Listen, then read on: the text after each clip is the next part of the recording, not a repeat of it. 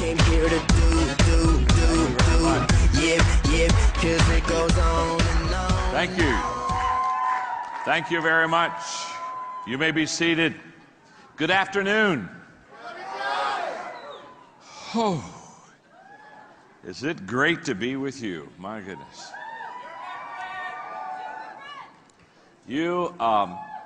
I know you know this, and you've been here for the last few days at the convention, so I know you know this.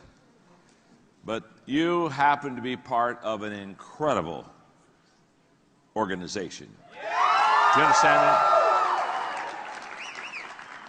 I have seen a lot of them, and I've taught and worked with a lot of them, and I can tell you, I have never seen an organization take off like you have taken off. I mean, you are on a rocket ride, aren't you, huh? And it's exciting to be with you and with Nick and Ryan and Blake and the team, and it's just great. And I'm delighted to share with you this afternoon. And what a great group that we have here. Let me get acquainted with you, okay? My name is John.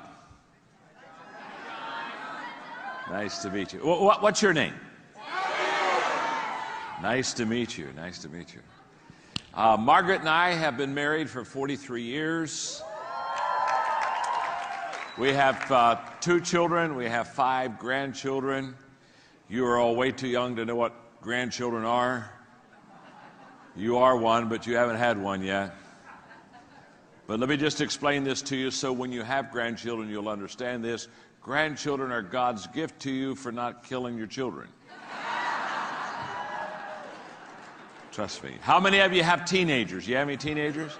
All right, okay. I just want to speak on behalf of your teenage children. Let them live.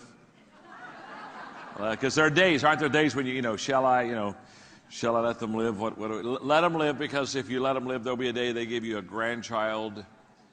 And when they give you a grandchild, you'll hold that baby in your arms, that baby, and you'll say, my goodness, this is the smartest, most beautiful baby in the whole world. And nobody has to tell you, you know that. And then you'll ask yourself a question. You'll look at this beautiful grandbaby and you'll say, why did intelligence skip a generation? I was at a large convention speaking, and I told that story, and I forgot my son Joel was in the audience. And so I was done. I walked back to the green room, and he was waiting on me. I mean, he was waiting on me. And I said, Joel, about the grandchildren, that little story, I said, I was just kidding, about intelligence skipping a generation. He said, no, Dad. He said, it's okay. In fact, he said, I think you're right.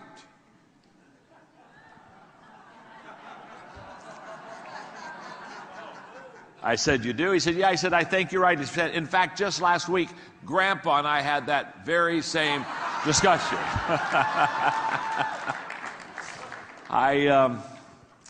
I brought this with me. I want to read one more quick thing, then we're going to have some fun and learn a lot about leadership today.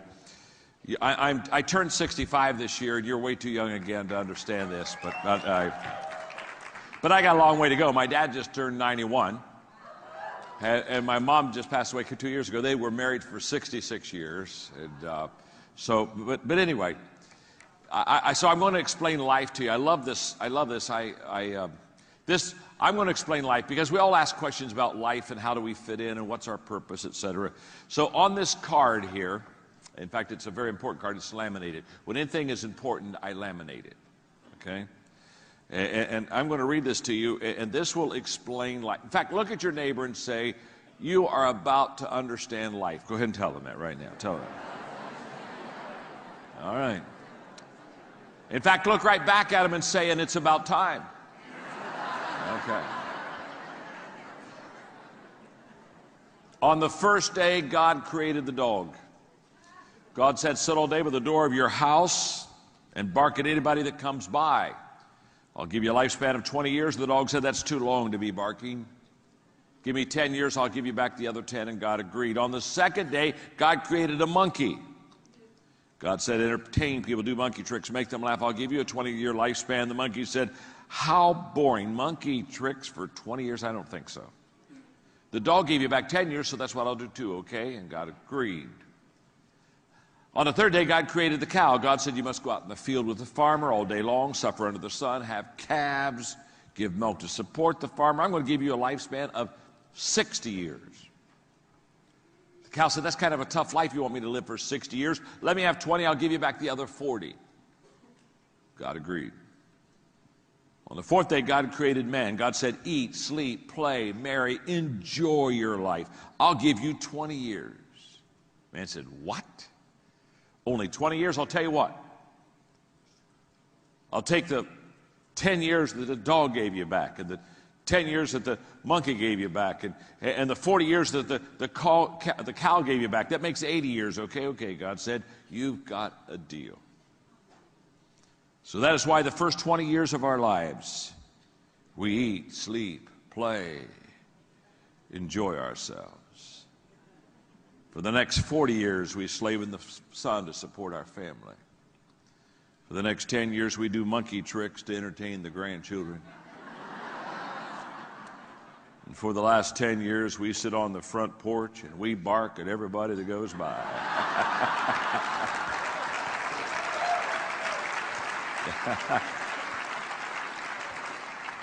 You've just had life explained to you. I was on the phone. I was up in San Francisco. I was doing some work with Condoleezza Rice, and we were doing some video shoots and things. And yesterday, or I guess it was the day before yesterday, I got on the phone with your leaders, and we talked about this meeting today, this time.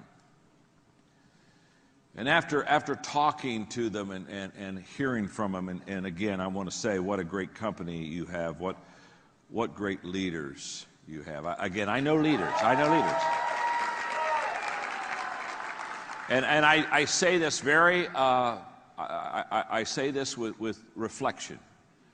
As I've met your three guys, they are the finest, sharpest young leaders that I have ever met. That's a fact.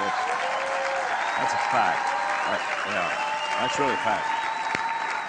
And trust me, I meet a lot of leaders, and I hang with a lot of leaders. In fact, I just kind of do that for a living.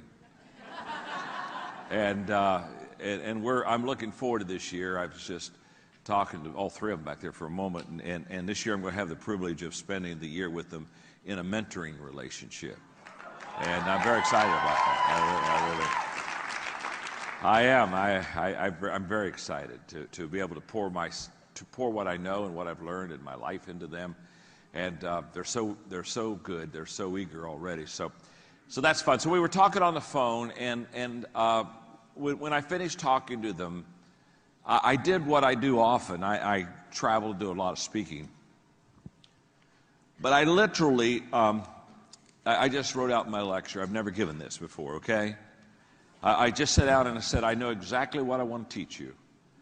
And so it's kind of fresh. It's new. It's not a sugar stick, okay?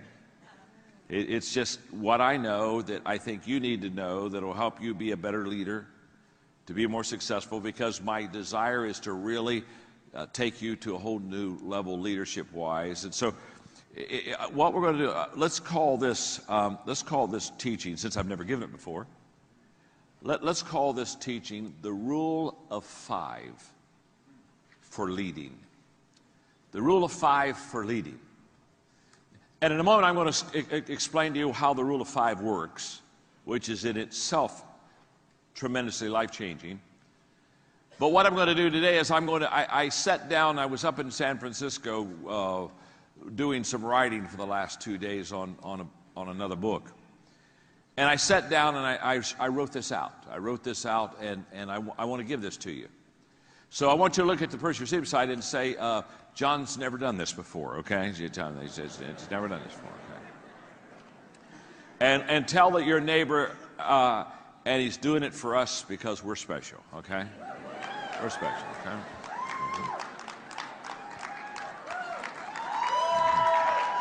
Okay.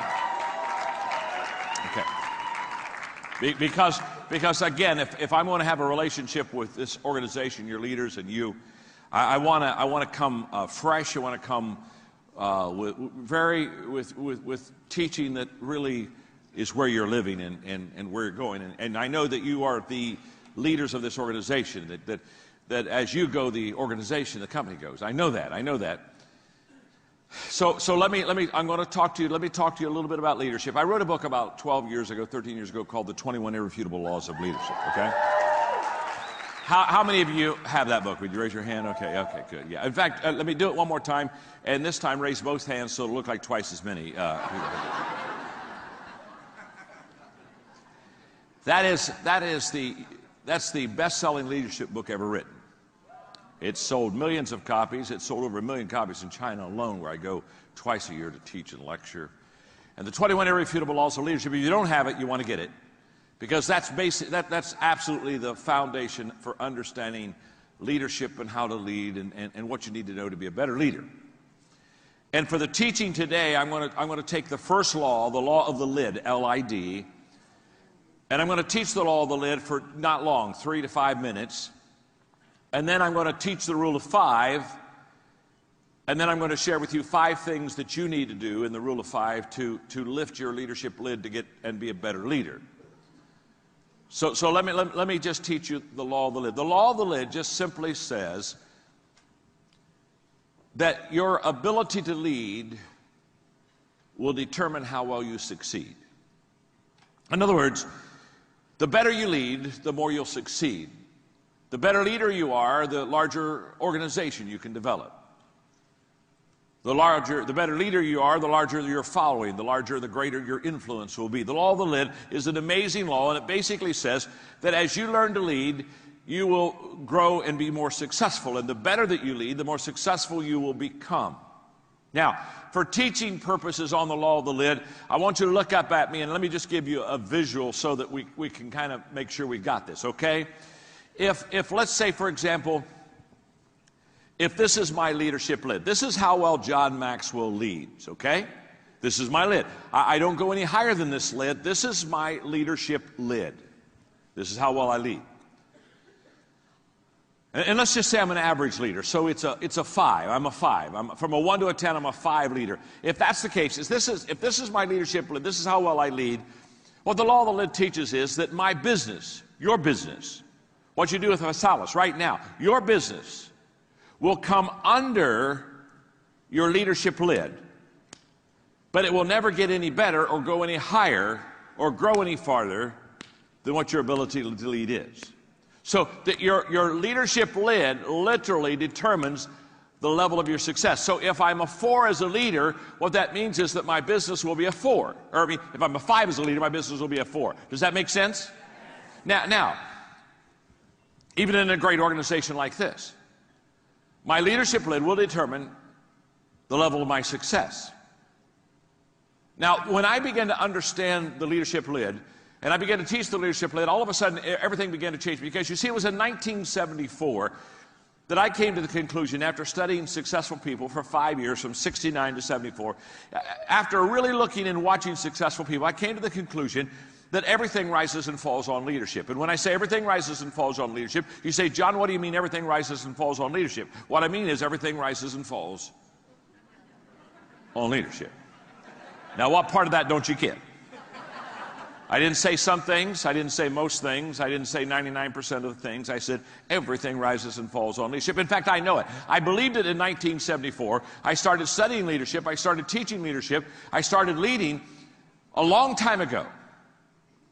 But now in 2013, I'm more convinced than ever that everything rises and falls on leadership. And one of the reasons I am is because I've developed the largest leadership training company in the world. We're in 174 countries. We've trained 6 million leaders. In fact, we are now training 1 million leaders every 10 months. And we're 2 years away from training 1 million leaders every 6 months. And by 2020, we'll train 1 million new leaders every month around the world. And so when the United Nations asked me to do the opening assembly to all the ambassadors, they said, come in and talk about leadership. The reason they asked me to do that is because we teach leadership, and in 2 years we'll be in every country of the world teaching leadership. And I understand leadership. I know how to train leaders. I know how to teach leaders. I understand leadership. It's been my life. It's been my life for a long, long time. And in 74, I was convinced everything rises and falls on leadership. And can I tell you, 2013, I know, without any question, everything rises and falls on leadership. So, how well I lead will determine how well I succeed. So, this is huge. I've got to become a better leader. And the question people ask me all the time is, can I become a better leader? They'll ask me a question like, John, are leaders born? When they ask me, are leaders born, I always give them the same answer. Of course they are. Come on now, think of that question for a moment, huh? I've never met an unborn leader. Huh? Hey, don't particularly want to either, thank you very much. So when they ask me, are leaders born? I know what they're not really asking, are they born? What they're really asking is, are there some people when they're born, they got it? And some people when they're born, they don't got it. And if you got it, you go to the front of the line. If you don't got it, you go to the back of the line. That's what they're asking. And I've got great news for you. And I do believe, I have no question about it, that there are some people that are born with what I call leadership leanings. No doubt about that. Just like some people are born with kind of a musical leaning. No doubt. But the great news is, because I've done this for so long, and I've done this with so many over such a long period of time in every country of the world, what I know is you can learn to lead. You can learn to lead. You can learn to be a better leader than you are right now. You can grow as a leader. In fact, look at the person you're sitting beside and say to them, even you can learn to lead. Wow. Isn't that amazing? You weren't sure about that person, were you, huh? You weren't sure they could really learn, but now you got to figure, even they can learn to lead. Now, let's go back to this law. If I'm a 5 as a leader, that means my organization will be what? Talk to me. A 4. Okay, here we go. Because the leadership lid won't allow it to go higher. So, how do I grow my organization? This is very simple, folks. I've got to raise my lid, don't I? I've got to get this lid up, and because I can become a better leader, I can raise my lid, true? So I can go from a 5 to a 6, to a 7, to an 8, to a 9. Now, this organization is a 4. When that leadership lid starts going up, that organization goes from a 4 to a 5, to a 6, to a 7, to an 8. You see, your organization will grow to the size of your leadership ability. Now, if I were where you are and I was listening to what I just said, and I was taking notes, somewhere on my notes or somewhere on my iPad, I'd be putting a star right here. I'd be putting a rocket ship. I would be putting a sign that says, do not miss this.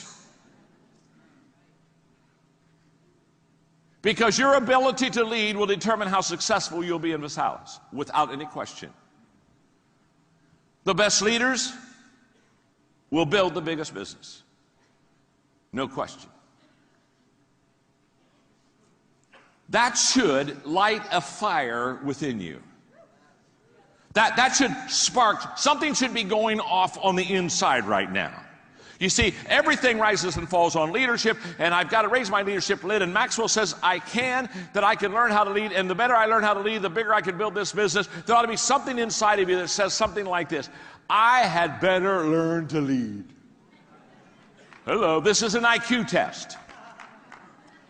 If you miss this one, you can go home now.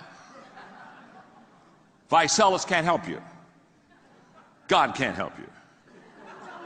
You understand? The whole concept, the whole idea that you can learn to lead, and if you learn to lead, and the better you learn to lead, the more successful you can become, and the greater your business. This is an absolute fact. It's not a theory, it's not a thought, it's not an idea, it's not a principle, it's a fact. And the law of the lid says, the better you learn to lead, the higher you lift that lid, the greater your business can become. Now, that's the law of the lid. So the question that I have today, and as I was talking on the phone to your leaders the other day, the question I have is then, well, how do I lift that lid? How do I lift that lid? If that's the key, then John, come on, let's get that lid lifted. And by the way, you're in luck because I know how to do that. Yeah, I really do. I ain't bragging, just living it, okay? I know how to do that. In fact, look at your neighbor and say, John can help us. Go ahead and tell you. John can help us. And look at your neighbor and say, and you need John to help you. Okay. All right, okay. Now. John can help you. Trust me on this. I know how to lift the lid. Now, To help you lift the lid, let me teach you the rule of 5. Now, the rule of 5 I can teach for 2 hours, so understand, I'm going to try to do this in 3 minutes. But I can with you, because you're smarter than these other organizations. You understand? Okay, all right. With some, it's a week conference. Okay. So, with some, a week doesn't matter. Still doesn't take. Okay. The rule of 5 is the most life-changing concept for focusing on success that I have ever taught, that I've ever lived. So I'm just going to drop it on you just enough to help you understand the 5 concept, to help you understand the 5 things you need to do to lift your leadership lid. The rule of 5 just simply says, if you have a tree in your backyard that you want to cut down, and you have an axe, if every day you pick up that axe and you go to that tree and you swing 5 times with that axe to hit that tree, put the axe down. The next day you go out, pick up the axe, swing 5 times at the tree. Put the axe down. The next day you go out, pick up the axe, and 5 more times you swing at that tree. 5 times. Every day you pick up the axe, and only 5, not 50, not 15, not 500. 5. If you swing 5 times a day at that tree with that axe every day, let me ask you a question. What eventually is going to happen to that tree? That tree is going to... Now, there's no question about that, is there? There's any doubt. You don't have to sit around the table and kind of say, do you think it will? Let's hold hands and sing Kumbaya and hope.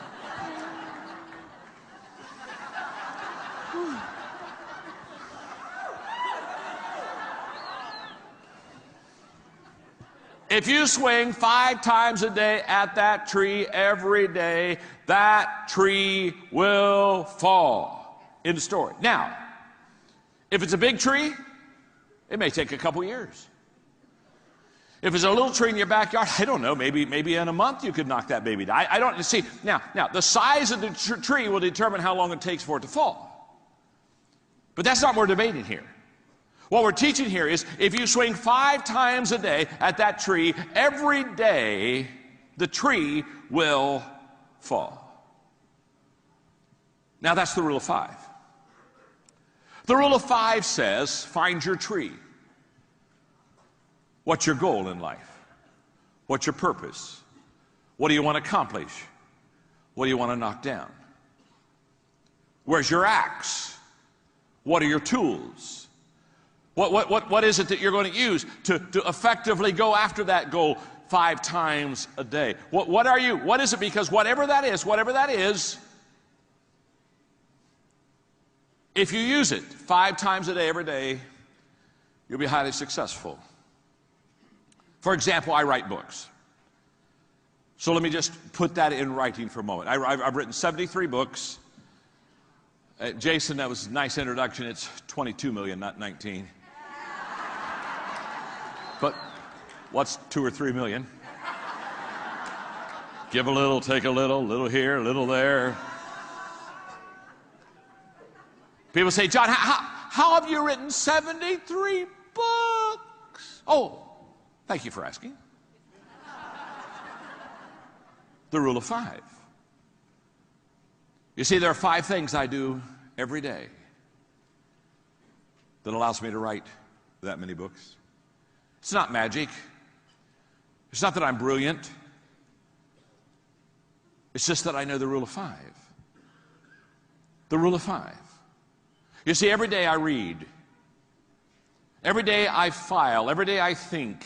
Every day I ask questions, and every day I write. Every day I do those 5 things. Every day I read. Every day I file. Every day I think. Every day I ask questions. Every day I write. Every day I read. Every day I think. Every day I file. Every day I ask questions. Every day I write. Every day I think. Every day I read. Every day I ask questions. Every day I file. Every day I write.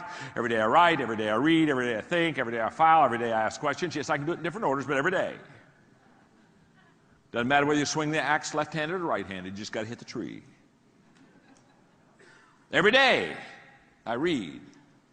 File, think, ask questions, write. Read, think, file, ask questions, write. Read, think, file, ask questions, write. You say, now, John, what do you mean by every day?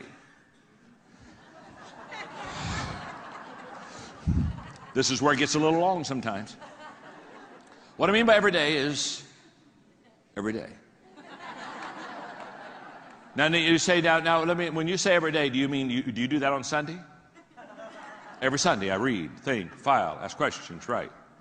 Do you do that on your birthday? Every birthday. Guess what? Every birthday I read, think, file, ask questions, write. Do you do that on Christmas? Guess what I do every Christmas? Every Christmas I read, think, file, ask questions, write.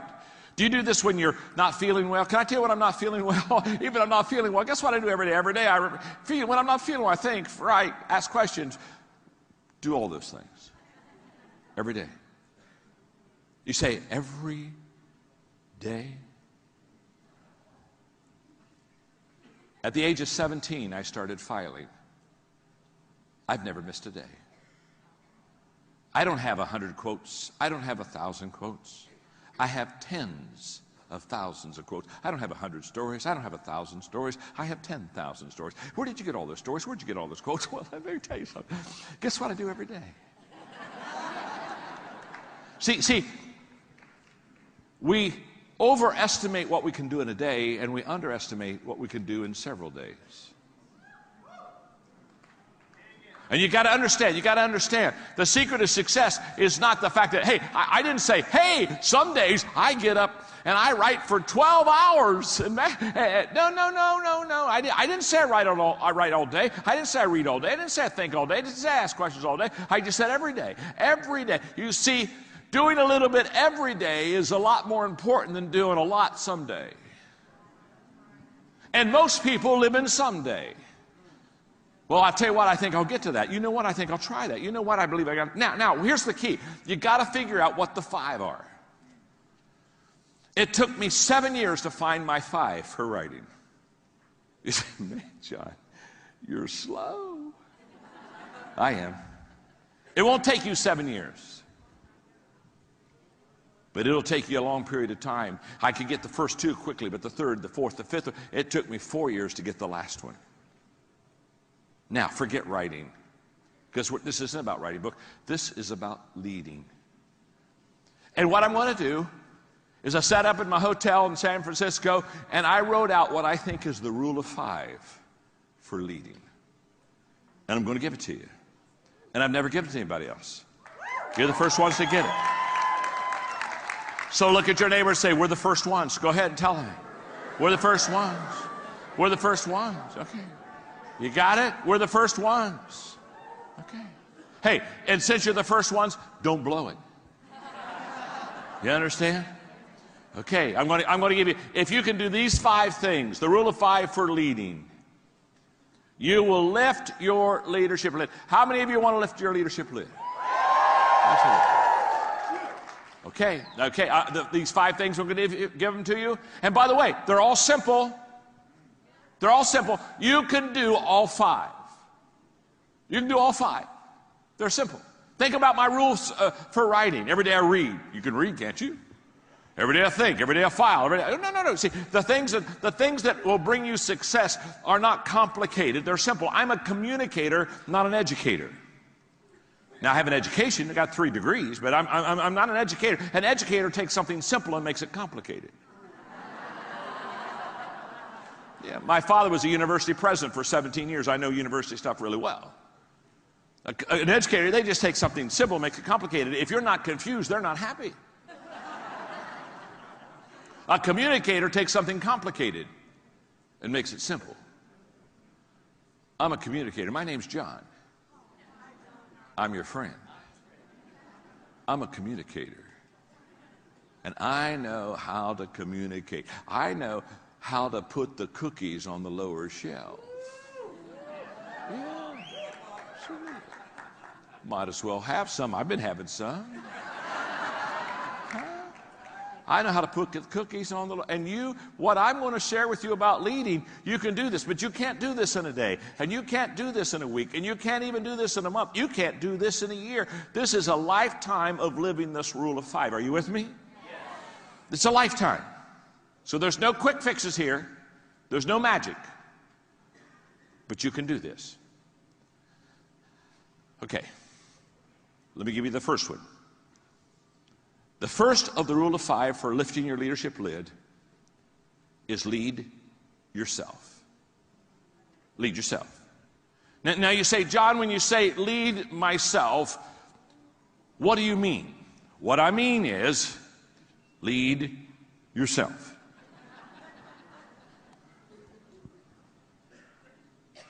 You see, when we think of leadership, we always think of someone else, don't we? We think, okay, I'm going to rule, that's rule of 5 for leading, lifting my leadership lid. All right, I got to go find some people. Got to find some people. Okay. Find some people. No. Before you lead someone else, you need to lead yourself. I was doing a leadership conference, been speaking all day, doing Q&A the last session. A kid with an MBA stood up. He said, John, I love your leadership principles. My goodness. He said, I'm sitting here all day. He said, I'm an MBA student. I'm still in school. I don't even graduate till this spring. And he said, I kept listening to you and I kept thinking, boy, I wish I had somebody to lead. I wish I had somebody to lead. I wish I had somebody to lead. I wish I had a company. I wish I had a department. I wish I had somebody to lead. He said, I don't have anybody to lead. He said, where should I start? He said, good question. Start with you. Let me put it this way. If you wouldn't follow yourself, why should anyone else follow you?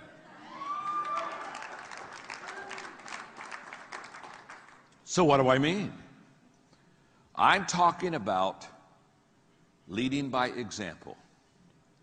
I'm talking about having the leadership qualities within you that you want to teach someone else. Having the leadership values within you that you want to impart to someone else. I'm talking about visually leading people. Because leadership is visual. It's a visual responsibility and it's a visual act. Nobody has ever said to you, I am following a great leader, I just have never found him or known him. No, you're taking drugs. Every person that you've ever followed, you saw. Every person that you ever said, I want to follow, that person has had an influence on you. And listen to me very carefully, because the most important motivational principle in leadership life is this: people do what people see. So when they follow you as a leader, it's not what you say to them that makes you effective, it's what they see in you. Let's go to the 21 laws of leadership for just a moment. The 21 laws of leadership. The law of magnetism. The law of magnetism simply says, we attract who we are, not who we want. Oh my. That is so good. No wonder that book has done so well. It'll change your life.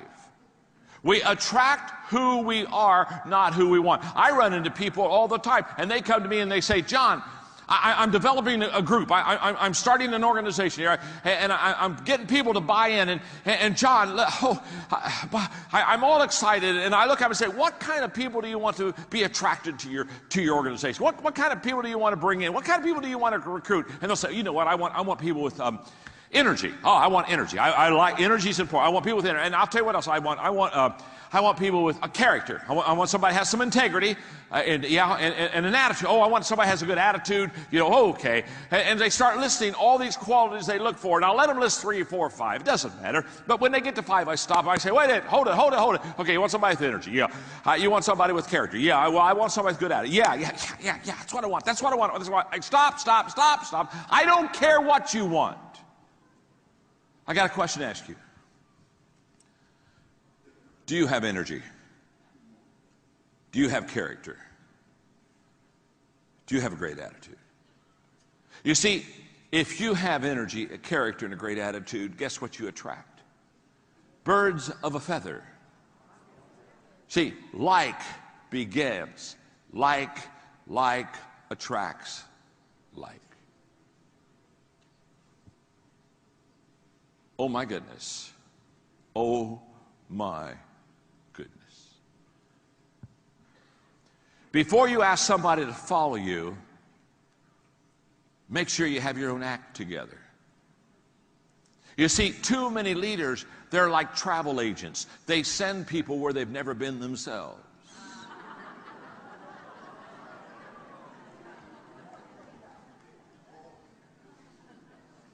My name's John. And I'm your friend. Yeah, they're travel agents. They've never been there themselves, but they're always sending other people there. They've never experienced it. They've never lived it. They've never fleshed it out. They're not living it. They get up and they think, I'll just cast a vision. I'll just cast a vision. Boy, I'll just say, all right, here's the great way. People don't want to follow your finger. They want to follow you. Quit pointing. Quit talking. Talk's cheap. Any person that hasn't succeeded can talk.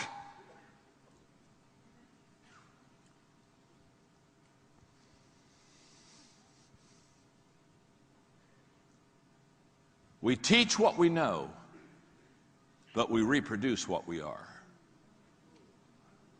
Oh yeah, it's brilliant.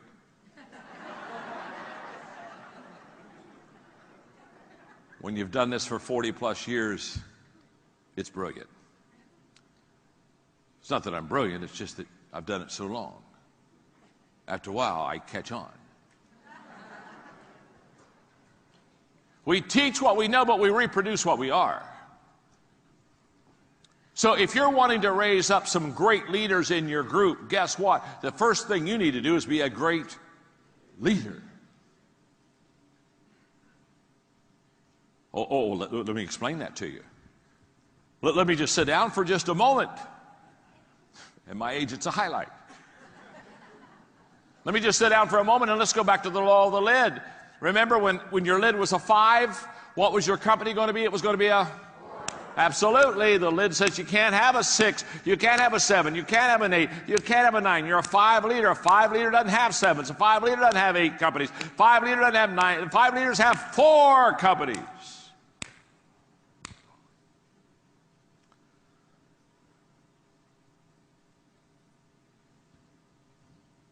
What kind of a person will you attract?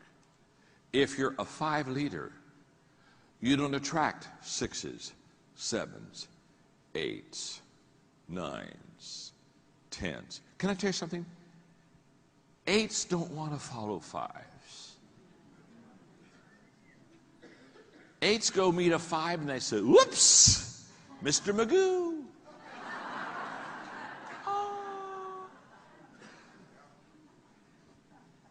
So how do you attract better people? Lift your lid. If you're a 5, you get 4s, 3s, 2s, and 1s. If you're a 6, you get 5, 4s, 3s, 2s. If you're a 7, you get 6. If you're an 8, you got this?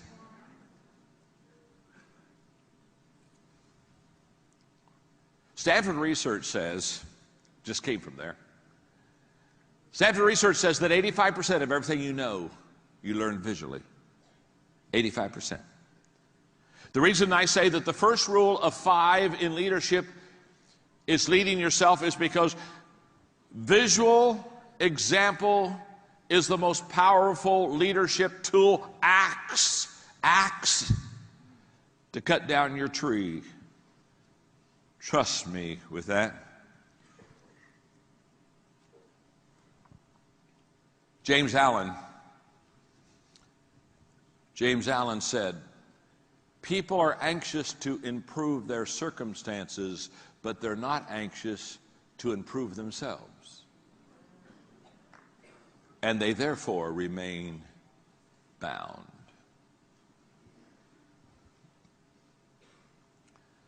The first person that you should teach leadership values to is you. The first person that should flesh out leadership is you. The first person that makes the decision to go forward is you. Lead yourself. I will promise you, start there. Start small. Start with you. When I was 25, I made a very important leadership decision that literally has changed my life.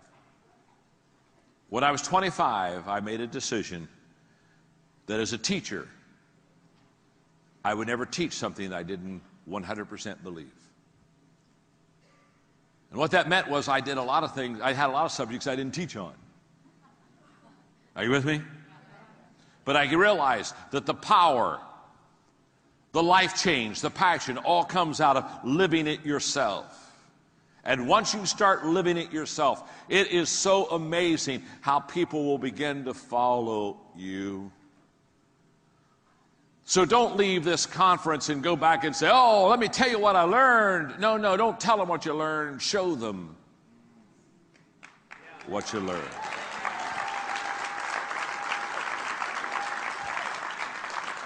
My mentor for many, many years, John Wooden, used to say to me, John, I would look at my players at UCLA and I would say to my players, don't tell me what you're going to do.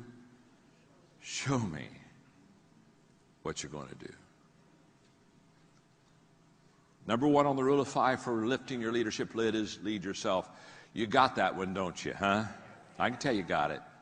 You are the smartest crowd I've talked to today.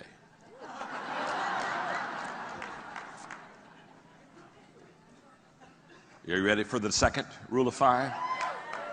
And by the way, every day, what do you do? Every day I what? Lead myself. You got it. Every day I lead myself. Number 2, the second of the 5 is every day add value to people. Every day. Every day add value to people. When I was 27 in Dayton, Ohio, I listened to Zig Ziglar, my wonderful friend who passed away about a month ago. What a precious... When you talk about somebody living his message, Zig lived his message. I knew him well, played golf with him, been on trips with him. We've spent a lot of time together. What he said is what he lived. What a great, great man. And I remember Zig in that wonderful Mississippi drawl as he'd walked around the stage in Dayton, Ohio, and he said what you have heard too, if you'll help other people get what they want, they'll help you get what you want. And that day my life was changed because as a young leader, I wasn't helping people get what they want. I was asking people to help me get what I wanted. I was saying, hey, listen to my vision. Look, here's where I'm going. Hey, look at my train. Hey, get on my train. Hey, let's go on my trip. Let's go on my journey. Hey, let me tell you. And I was trying to get people to come my way. And that day, everything changed when he basically said to me, John, leaders focus on others first. They focus on what is your dreams and what would you like to accomplish and what do you love? What's your passion? It changed my life. And from that time on, I said, okay, I'm going to be a person that every day adds value. And can I tell you, I have a practice I've done for 35, 40 years. I did it this morning. Woke up in my hotel. And I thought of you, and I thought that I'm going to be able to teach you today, and I'm going to be able to spend some time with you. And I began to think about how can I add value to you. And I took my notes that I had written yesterday, and I went through them again, and I looked at it. I said, okay, where can I help them? What can I do that'll really lift them? How can I add value? See, every morning I ask myself, who can I add value to, and how can I add value to them? Every morning. And every evening I ask myself, did I add value to that person, and how did I do it? Every morning, who can I add value to and how can I do it? Every night, did I add value to that person and how did I do it? Every morning, who can I add value to and how can I do it? Every night, who did I add value to and how did I do it? It's amazing because I teach leadership is influence, and people come to me all the time. They say, okay, John, how do I increase my influence? Because the more people that you influence, the more people you're going to have in your business. No doubt about it. It's very simple. People that know how to add value to people continually increase value and influence with people. So because I'm so passionate about adding value to people on a daily basis, remember, every day I lead myself. Every day I add value to people. Every day I take that axe, lead myself, add value to people. Because I'm so passionate about it. I sat down a few years ago and I asked myself, okay, how do I add value to people? And I came up with 3 things that I want to pass on to you quickly. I add value to people, number 1, when I value people. You got to value people, friend. You got to really love people. Don't be like Charlie Brown one time who said, you know, I love mankind. It's people I can't stand. You got to value people. You see, if I don't value you, I'll take advantage of you. Leaders who get in trouble because they stopped valuing the people that they lead. So I've got to value people. Number 2, I have to know and relate to what you value. I have to know and relate to what you value, and I can only do that by listening. I can only do that by instead of talking and casting vision, turning to you and finding out where you are and how you feel, listening. Oh my goodness, the great leaders, they listen, they learn, and then they lead. They listen, they learn, and they lead. They listen, they learn, and they lead. They listen, they learn, and they lead. They listen, they learn, and they lead.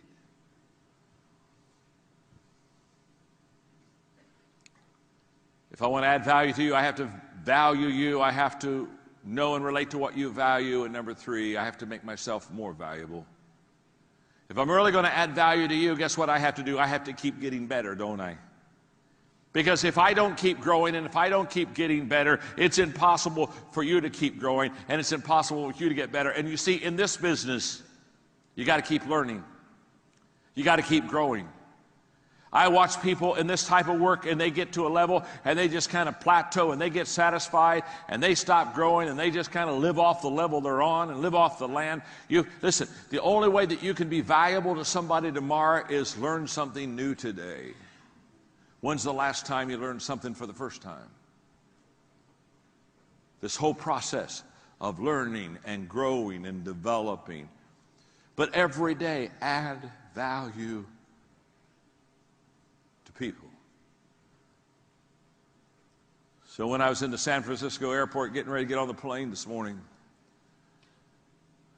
the lady behind the counter, when I got me an iced tea to drink, I asked her how her day was going, and she started talking about her 3 children and how she was going to leave work as soon as she could to help them get into school. And I listened to her for a moment and smiled and told her I thought she was a good mama. Paid $1.50 for my iced tea and gave her a $20 tip. Listen to me, I want to tell you something. When leaders stop valuing people, they should stop leading people.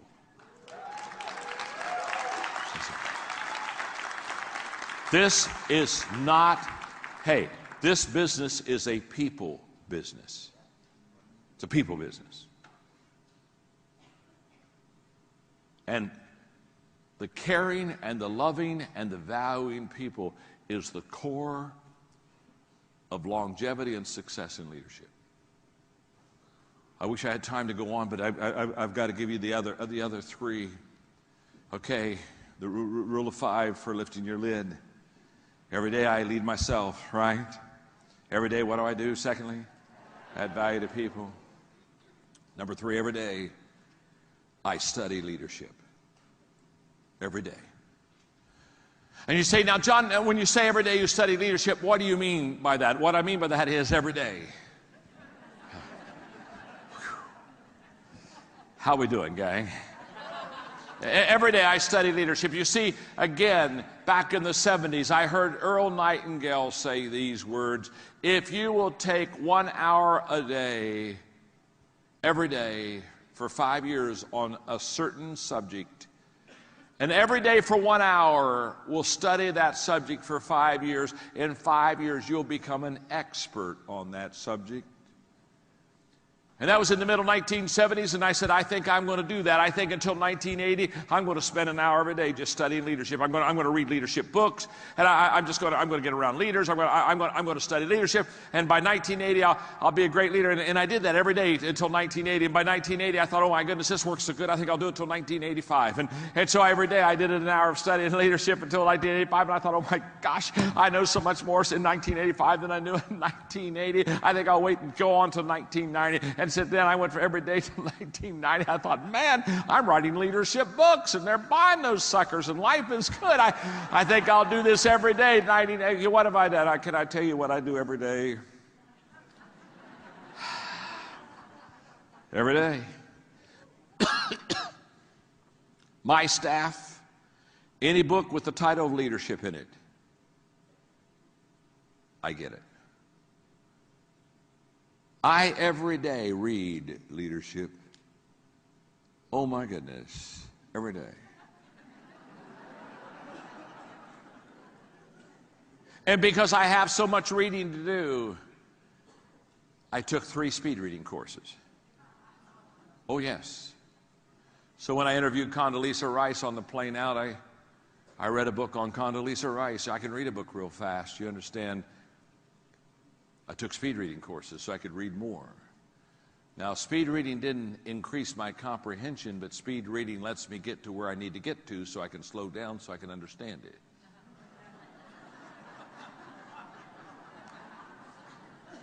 You see, 20% of a book has 80% of everything you need to know. Now, there are some exceptions, my books, for example.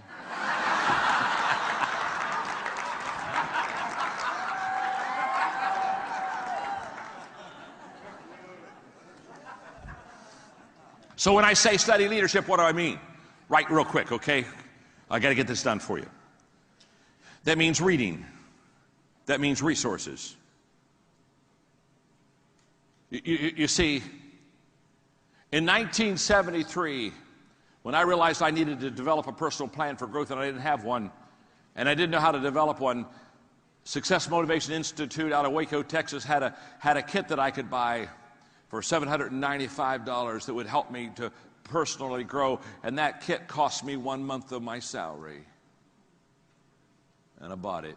Well, it took me 6 months to buy it because I had to save up for it.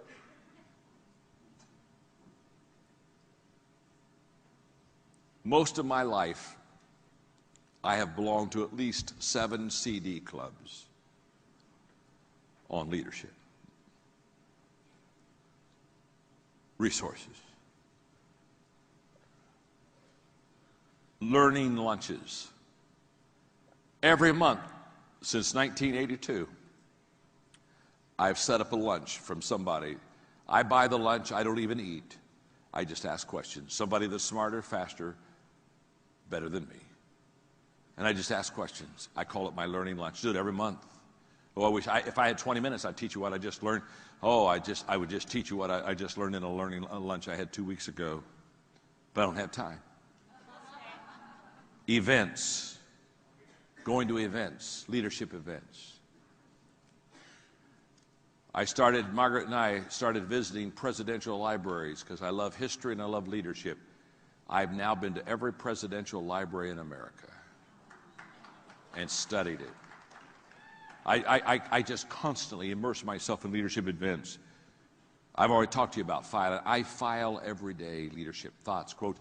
If I pulled out my iPhone right now, I could give you 3 dozen quotes that I've picked up in the last 2 or 3 days that I filed, and I just keep them in there and I just keep reading them. I keep working and I just keep reading them until I've got them, until they're mine.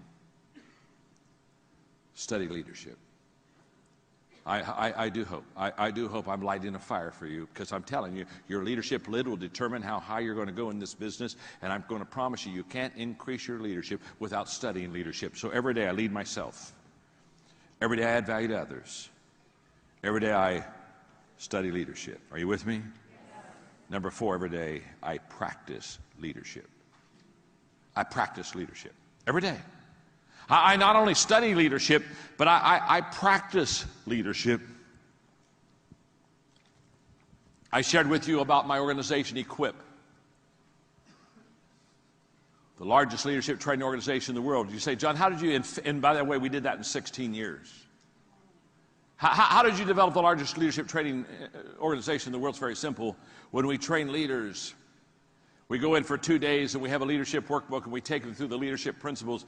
And then at the end of the 2 days, we give them 10 workbooks. And we said, we'll be back in 6 months for the next session. In the 6 months we're gone, you take 10 people and you train them what we trained you to do. And they can't come back for their second training until they validate that they've trained 10.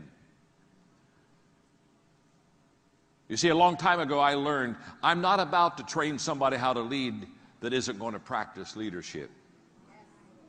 You see, I'm telling you, you can waste a lot of time with people who like to have meetings. But their biggest accomplishment is lighting the fire and doing a little kumbaya. The whole idea of not only knowing how to lead, but practicing your leadership. Malcolm Gladwell, who's a wonderful friend of mine, read some great books, Tipping Point, etc.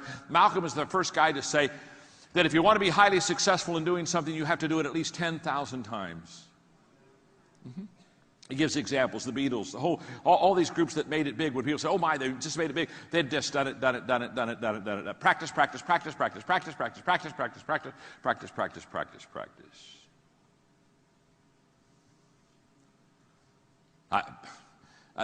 When Malcolm said that, I said, I wonder how many times I've spoken. So I went back and had my people do research, and I've spoken over 12,000 times. So people say, John, you walk out on stage, you take your water, you stick a cough drop in your mouth, you sit on a chair and say, my name is John, I'm your friend. You don't look nervous. It's like you're having a conversation with us. Well, I'm having a conversation with you. Absolutely, and I'm not nervous. I'm not nervous. I've done this 12,000 times.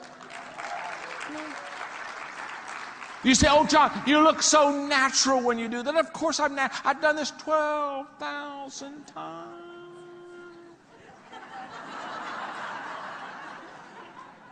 Oh, I wish you could have seen me in the beginning. I was nervous. I wasn't natural. Practice. Oh, yes. I was over at Jack Nicklaus's house one afternoon. We were doing some putting in his green in his backyard. And I said, Jack, I've watched you make all kind of pressure putts to win major championships. Did you feel the pressure? And he smiled and said, not really. How could you have such an important putt and not have the pressure? He said, well, you have to understand, when I had that 7-foot putt, had a little break to the right. He said, to be honest with you, I've done that putt about 10,000 times. And then he said, practice gives confidence. Thank you, Jack.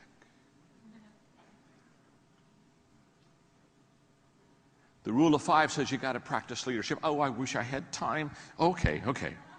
I don't have time, so I'm going on. Because the last one's important. But before I give you the last one, we got to review the first 4, okay? Get your axe out, gang. Get your axe out. We got 4 things to do. You got your axe? Come on. We got a tree here, huh? We got a tree. Okay. Well, when I pick up that axe, my first swing, the first thing I do is, in my rule of 5, every day I pick up that axe, and the second thing I do every day absolutely, and I pick up that axe, and the third thing I do is every day and that's right, and I pick up that axe, and the fourth thing I do every day is, oh, you are so stinking good.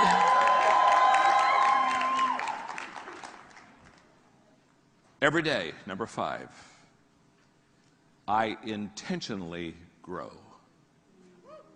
Every day. Every day I intentionally grow. Oh my goodness. Every day I intentionally grow. This is huge. If you'll just hang with me, can you give me, if you'll just give me, can I have 5, if I have 5 more minutes, okay? 5 more minutes, okay, no, there are other things on the program, and I'm not wanting to disrespect anybody or the program, so if you could just, okay. So just, this is important right here. This is important because every day I intentionally grow. Are you with me? Yes. In 1977 I wrote this. It's laminated. Yeah, it's my prized possession.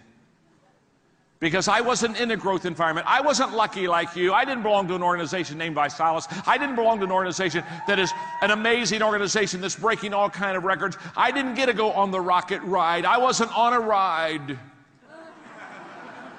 I was on a donkey.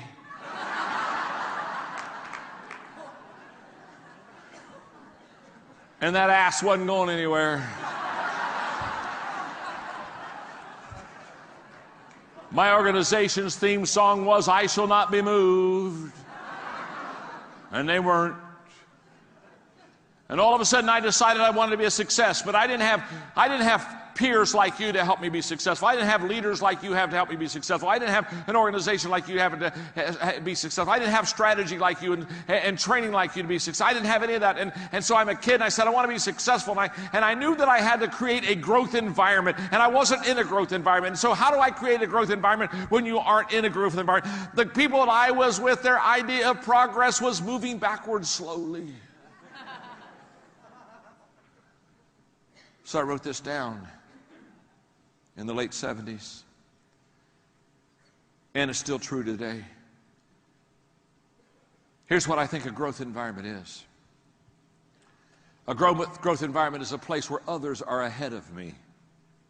In other words, I want to be around people that are better than me.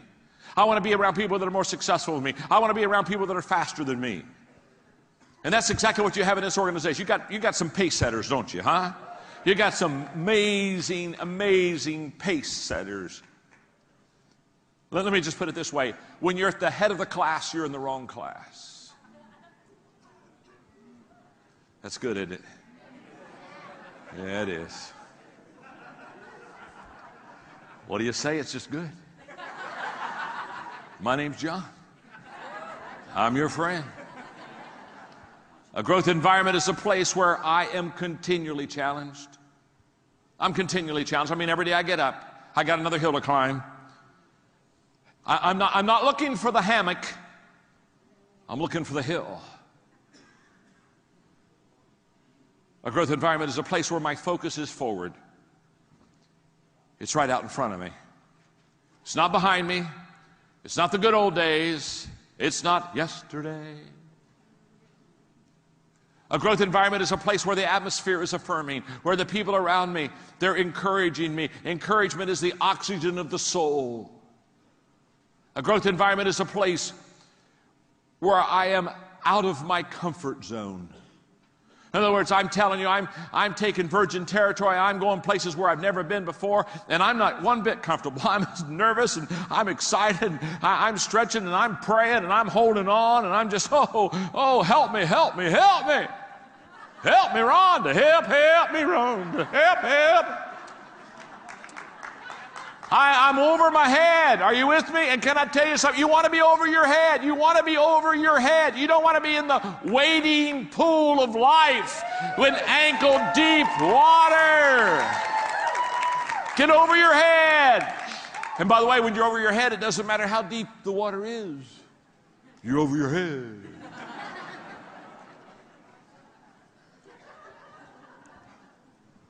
A growth environment is a place where I wake up excited. Man, I know a lot of people, they don't even wake up.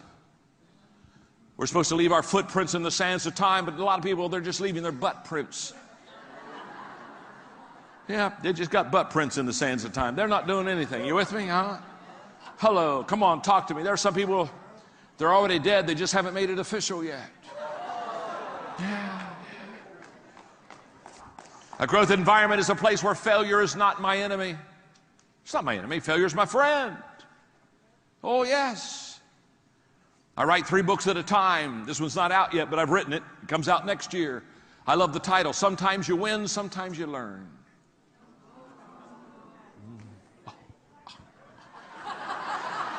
It's good, isn't it? That's good. It really is.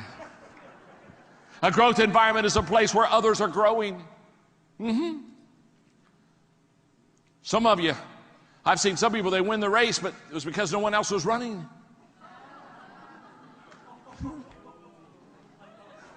I won. Oh, where's everybody? Oh, I won. A growth environment is a place where people desire change. They want something different. They want something fresh. A growth environment is a place where growth is modeled, where growth is expected. Now, what am I saying? That fifth rule, number 5, and that rule of 5 on learning to lead and lifting your lid is all about intentional growth. By the way, I'm starting to wrap this up. I wrote a book. Well, I wrote 73 to be exact. I got 3 books back here. I think I had the dream, Put Your Dream to the Test. Huge book, friend. 10 questions you got to ask yourself to see if your dream comes true. By the way, it's the same 10 questions you got to ask the people that you're leading to see if you can help them. Because if they can't answer yes to those questions, you can't help them with their dream. So you better know the 10 questions. And answer it yourself, and then go look at your other people and say, do they pass the test? Do they pass the test? Do they pass the test? I got another book out there called Beyond Talent, which basically says talent is wonderful, but if you don't make the right decisions in your life, you're still not going to be successful. How many of you know wasted, talented people? Just gifted, talented, going nowhere, doing nothing. Talent is never enough. Beyond Talent. And the third book is the book that just came out in October, The 15 Laws of Growth. Now, okay, I'm curious, how many of you have the 15 laws? Let me see if your hand now. Okay, now, that's a lot of you. I want to tell you something about it. That book for the whole month of October was #1 on New York Times bestseller list. #1. And I'm going to tell you why. I know how to grow me, and I know how to grow you, and I've been doing it since the middle 1970s. And these 15 laws, I promise you, listen to me, that this will become the Bible for your success, the 15 laws of growth. I promise you. It'll be what you read, it'll be what you give to others, it'll be what you teach others, it'll be what you pass. And by the way, I'm going to go out there in a few minutes, and when you have your break, I'll sign, okay? I'll sign. I'll be out there. Okay, now, I got to close. You've been so super. I'm done. Well, I got one quick story, but I am done. Some American tourists were in a very small, quaint European village. And the old buildings were old, and they became quite nostalgic, and they just thought about the greatness of this little town. And they saw an old man that was sitting on a parked bench. And they went up to him, and they said, do you live here? He said, I've lived here all of my life. They said, oh, good, we've got a question to ask you. We love this village. He said, what's the question? He said, have any great men been born in this village?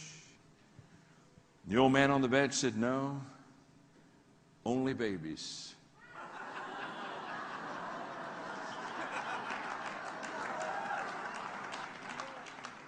Greatness doesn't begin great. It begins as a baby. Greatness is based on the decisions you make. And if you'll take the rule of 5 for lifting your lid, can we say it together? 5 things to lift your leadership lid. Every day I lead myself. Every day I. Every day I. Every day I. Every day I. Thank you very much. Swing the axe. Swing the axe.